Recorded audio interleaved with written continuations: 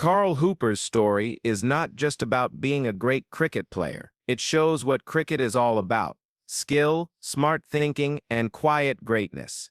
He was a player who made hard things look easy. His batting was beautiful to watch. His bowling was clever and worked well. But the best thing about Hooper's career was how he handled pressure. Even though he had to represent the great cricket history of the West Indies, he stayed true to himself and built a career that people admired for being brilliant and strong. Early years.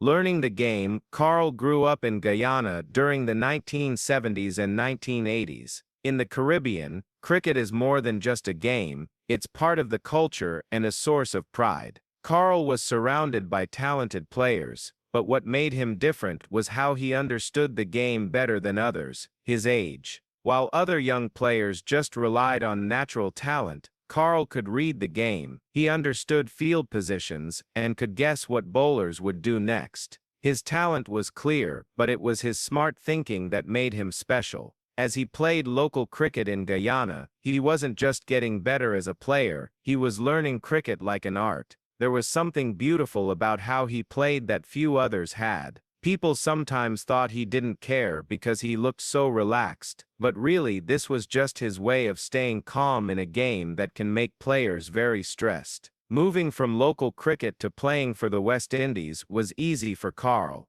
His performances caught the attention of selectors. It was clear he had the skills and the right attitude for international cricket. He could stay calm under pressure, bat beautifully, and bowl well too. Becoming famous around the world, as Hooper got better and became a regular player for the West Indies in the late 1980s, his performances proved he was one of the best players in the world. The West Indies team was changing during this time. The great fast bowlers who had dominated cricket in the 1970s and 1980s were getting old, and the team needed new heroes. His century at Lord's against England in 1991 was one of the best moments of his career. Lord's is cricket's most famous ground, where legends are made. To score a century there means you become part of cricket history, and Hooper did it with style and class. The shots he played weren't just about power, they were about perfect placement, great timing, and understanding the game deeply. He could hit the ball to places that seemed impossible and score runs easily. This showed he saw cricket as an art, not just a sport. Watching his smooth batting was amazing. Each shot flowed perfectly into the next. Fans and experts were amazed at how he made the game look so easy. Watching Hooper bat was like seeing a master craftsman at work. Playing against the best teams during his time with the West Indies, Carl Hooper could compete with the best players in the world, like Alan Border, Kapil Dev, Imran Khan, and later Steve Waugh and Sachin Tendulkar. But even though he was consistently excellent, people didn't always notice his impact as much as more flashy players.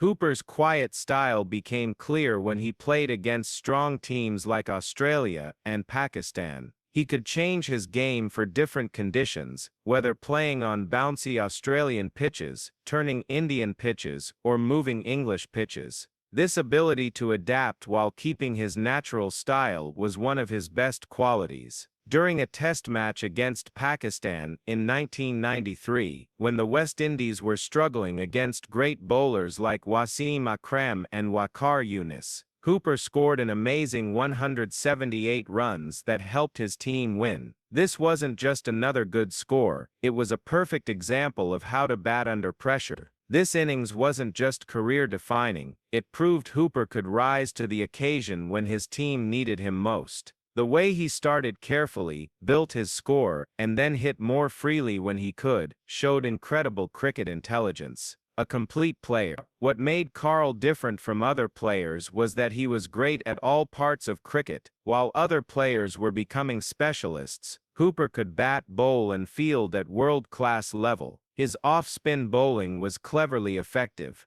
He could change his pace and spin to fool even the best batsmen. He was very accurate and could build pressure before getting wickets with balls that turned just enough. Often Hooper would break important partnerships with his bowling, helping the West Indies stay competitive even when their fast bowlers weren't doing well. As a fielder, Hooper was also excellent. His safe hands and smart cricket brain made him valuable anywhere on the field. He could anticipate where the ball would go and position himself perfectly. He was great in both test matches and one-day games. In tests, he could bat for long periods and provide a solid foundation. In ODIs, he could speed up when needed while keeping the calm approach that made him so good in longer games. The surprising retirement. As time went on, the pressure got heavier. By the late 1990s, the West Indies were going through a tough time, moving away from their period of dominance. The expectations on players like Hooper became almost too much to handle. Carl Hooper's decision to retire in 1999 at age 32 shocked the cricket world. He was still playing at the highest level, still capable of scoring centuries and taking important wickets, but he chose to walk away. His reasons were personal. He wanted to spend time with his family and escape the constant demands of international cricket. The busy cricket schedule, with year-round commitments and lots of travel, was affecting his personal life. While many players keep playing past their best years, Hooper's decision was shocking but also refreshing. He had always put his personal values and family above the fame and money that cricket brought him. His retirement was a statement about staying true to your principles. Coming back as captain, after 2 years away, focusing on his family, Carl Hooper made a surprising return to cricket in 2001, at age 34. He came back not just as a player but as the captain of the West Indies team. Hooper became captain and approached the job with his usual calm style. While people questioned his return at first, it quickly became clear that his leadership was exactly what the West Indies needed during their difficult period. The team found in Hooper a steady leader who could guide them through tough times.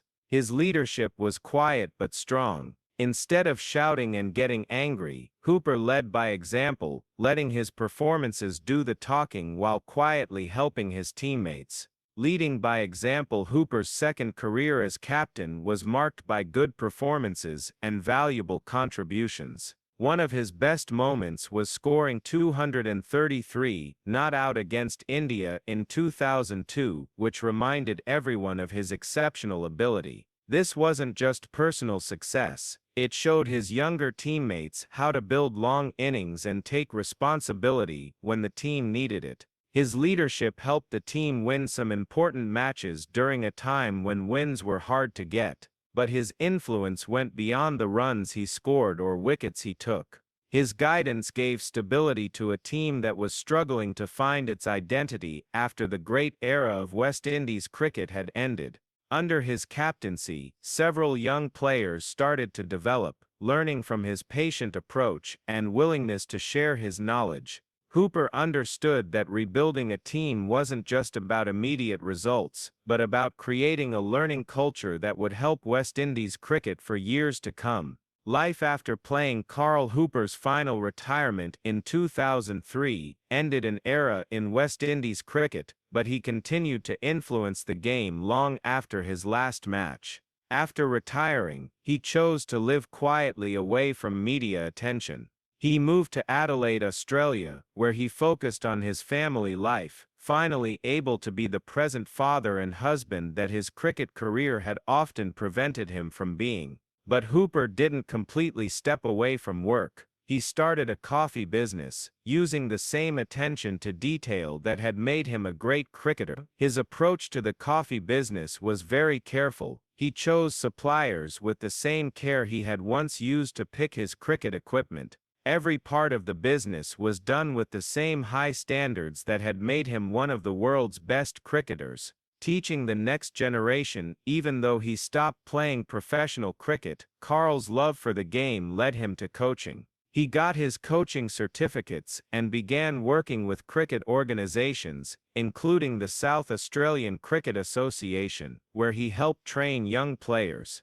His coaching style reflected his playing approach, focused on technique, smart shot selection, and understanding cricket strategy. Hooper was great at spotting technical problems in young players and giving practical solutions that worked immediately. His knowledge and patient teaching style made him a popular mentor for young talent. Players who worked with Hooper praised his ability to help them understand not just the technical parts of batting and bowling, but the mental side that often makes the difference between good and great players. Helping cricket around the world, Karl's contribution to developing new cricketers became as important as his playing career. He worked in coaching roles in different countries, including India and throughout the Caribbean, helping develop young players and teaching them the discipline and mental strength that had defined his career. His coaching focused on helping players understand their own game and develop a personal style that used their strengths while working on weaknesses through practice and mental preparation.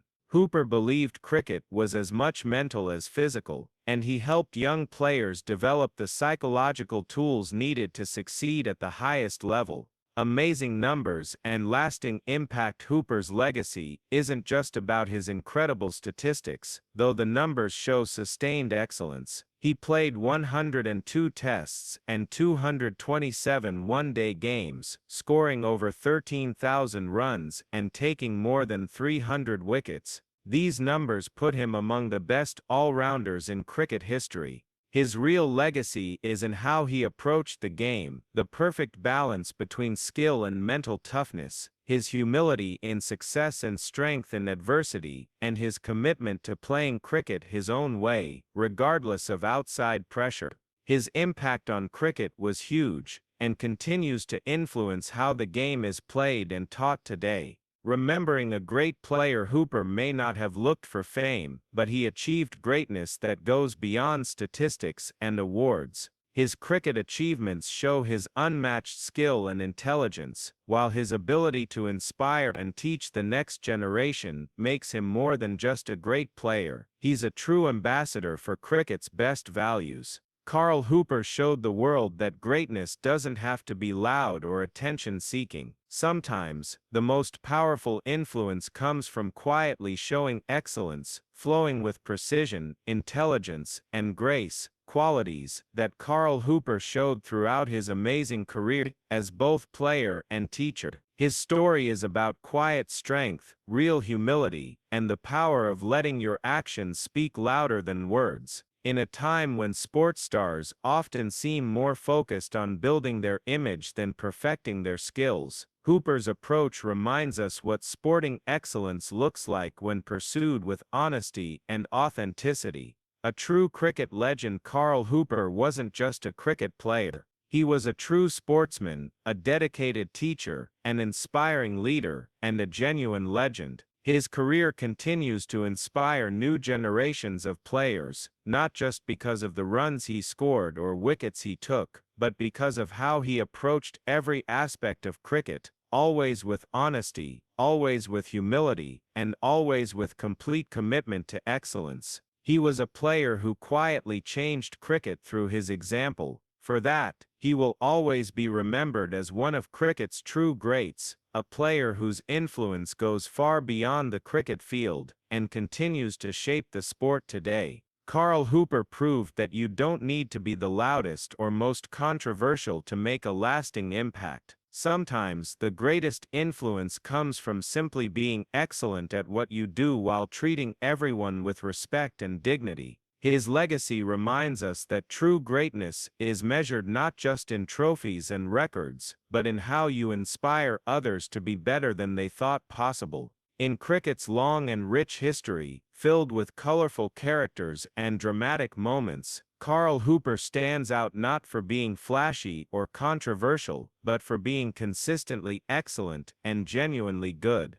He showed that you can be a world-class athlete while remaining a decent human being, and that's perhaps the most important lesson of all. The young players he coached, the teammates he led, and the fans who watched him play all learned something valuable from Karl Hooper, that excellence is a choice you make every day, not just when the cameras are rolling or the crowd is cheering. His quiet dignity and unwavering commitment to doing things the right way made him not just a great cricketer, but a great role model for anyone trying to achieve excellence in any field. Today, when people talk about Carl Hooper, they don't just remember the beautiful shots or the clever bowling. They remember a man who played the game with grace, led with wisdom, and retired with dignity. They remember someone who understood that being truly great means being great as a person, not just as a player. That's the real legacy of Carl Hooper, not just the runs and wickets, but the reminder that you can reach the top of your profession while keeping your feet firmly on the ground and your values intact. In a world that often rewards the loudest voice or the biggest personality, Carl Hooper proved that sometimes the most powerful voice is the quiet one, and the biggest impact comes from simply being excellent at what you do while treating everyone around you with respect and kindness.